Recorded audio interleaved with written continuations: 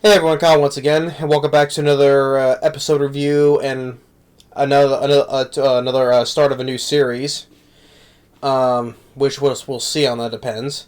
But if we talk about episode one of the next new series called "Of the Most Heretical Last Boss Queen." Now, Last Boss Queen, just say for short, um, it's another isekai show, which I'm already going to cover, which is the Reborn as a Vending Machine one. But this one is already like a similar type of setting, which against the story. A teenage girl, 18, right? She in the modern time, she's after passing her, it looks like for passing her entrance exams, she's going across the street. Then she ends up getting hit by a truck, and now she ends up being reincarnated as an Otome game character, the villain, the villainess of this game, who's an evil princess, basically. And she knows about this because she knows she's this character because she's played the Otome game in her previous life. Now, most of that also is also just basically the same setting, really enough, of the same type of setting of a series that I also like, though. That is of the name of My Next Life as a Villainess. All routes lead to my doom, right? Which I like that series. So it's basically the same premise, right?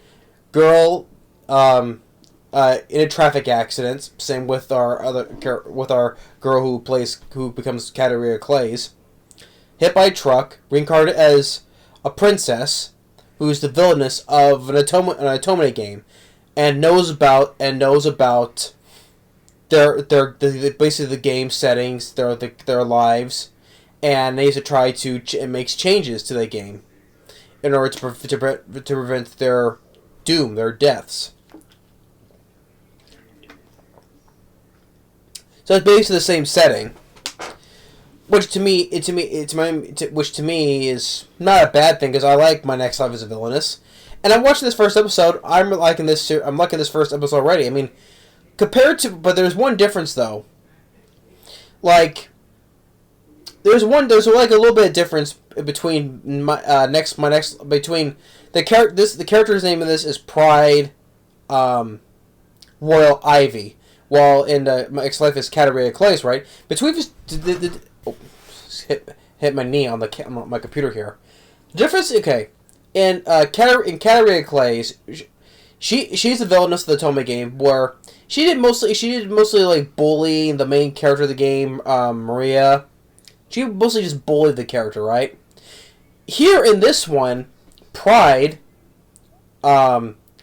she was a lot more evil than I would say Pride was a lot more evil in this than Katerina Cleas was, because in this one, Pride showed that because since she knows of the game in her previous life, she knows how evil this princess is. I mean, she gets a younger brother, right? She gets an adopted little brother, just like with Katerina Cleas did with Keith, right? But in this one, Pride, since the brother's name is Stale. Stale signed this contract, but it's actually a type of contract where he has to obey Pride for everything. He has to obey her no matter what it is, right? Well, in the game, right, Pride basically ordered Stale to kill his own mother. I'm like, I'm like, damn, you know? And we see like in the flashback, we see him stab his own mother, and he sees some blood on him, right? I'm like, damn, that's more darker than what Katerina Cleas did, you know? Because with Katerina, with Keith, you know, because of his little magic ability, she tries more to, you know, be helpful and comfort her, just like the same thing here, right? So, but this is more of a darker tone, like, as she ordered him to kill his own mother. And I was like, damn. So, and also that he has these handcuffs on him that prevents him from using his ability to teleport. But until when he signed that contract, then takes the handcuffs off. So, and we'll get more back into that though. But since now she's been reincarnated and she knows about this, and we see the servants, the maid and the soldier, right? They're all kind of like flinching in fear because they know how terrifying this girl is, how terrified she can be. Because before she was reincarnated, she was a very terrifying little princess.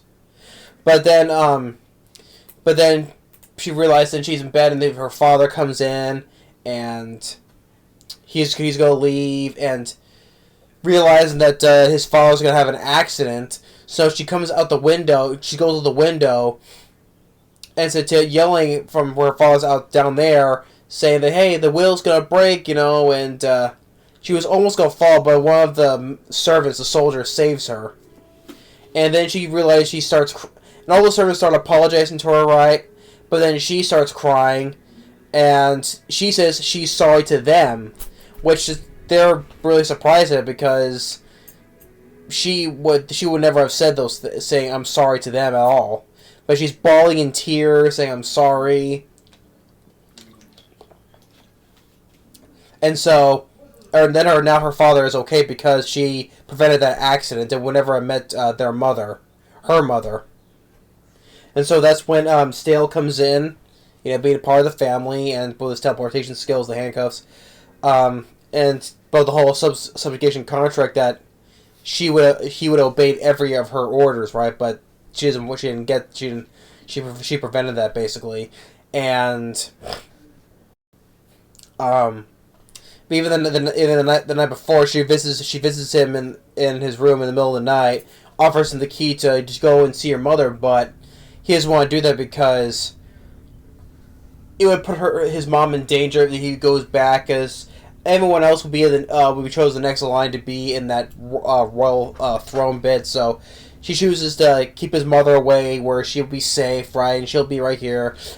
And he'll be right here, and hopefully he can be the good little brother that he is to her. And she accepts that, and saying that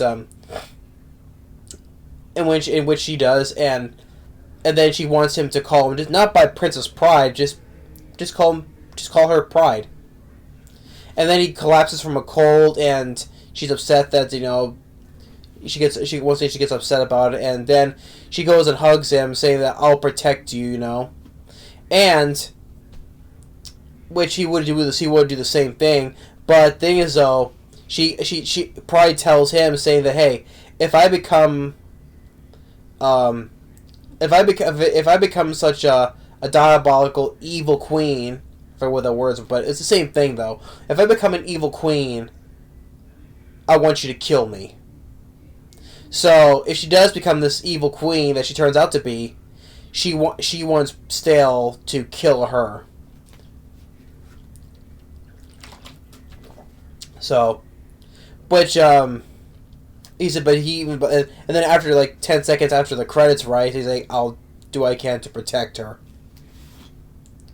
So, the last boss queen, like I said, it's just like, it's kind of like, almost kind of like this, it's in the space of this, almost this, pretty much almost the same premise as my next life as a villainess. Same tone of like reincarnated as same type of death before reincarnated, same premise, right? Younger adopted brother, no one of the game, and try to fix things right in the game, try to before not to die and all that. It's basically the same premises of it, but the thing is, I like that because I like my next life as a villainess, but this little slight difference here though. This had a little more darker tone, especially in the moments when Pride ordered him to kill his own mother. So that was a more of a little slight difference and darker tone than compared to Next Life. But regardless, so I really like this. I like this first episode, and this could be a time where of course because how it starts off when she's a little kid, and the next thing growing up, like how it was in the other series, like I said.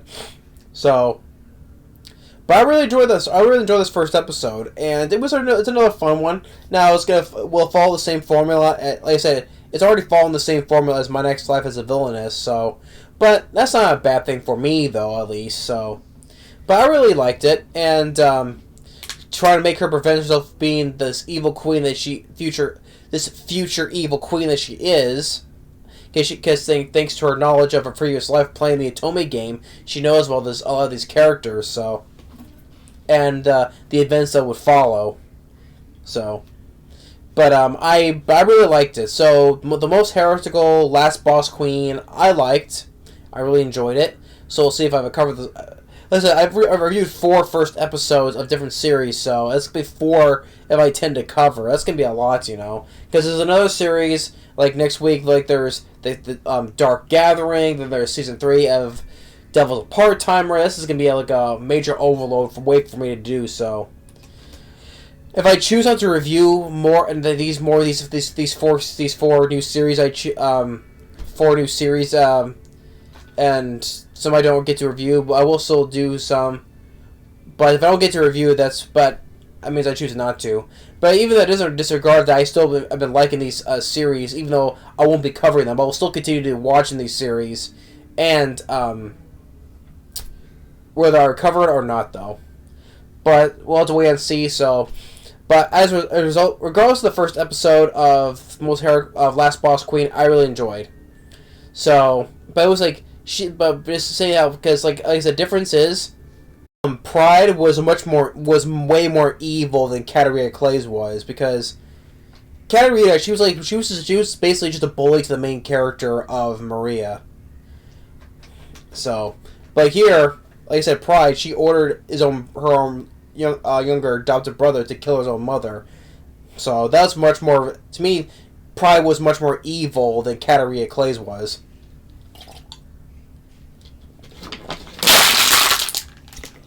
So that's like the one difference. Now this one I say is a little more serious than the lighter tone, because Next Life as a Villain is more lighter tone. And this one, for this first episode, was a little more darker tone, especially that one incident that made it like that. So, but yeah. But regardless of that, I enjoyed the first episode. Can't wait to see more. Thanks for watching. Stay tuned for more. We'll see you next time. Later.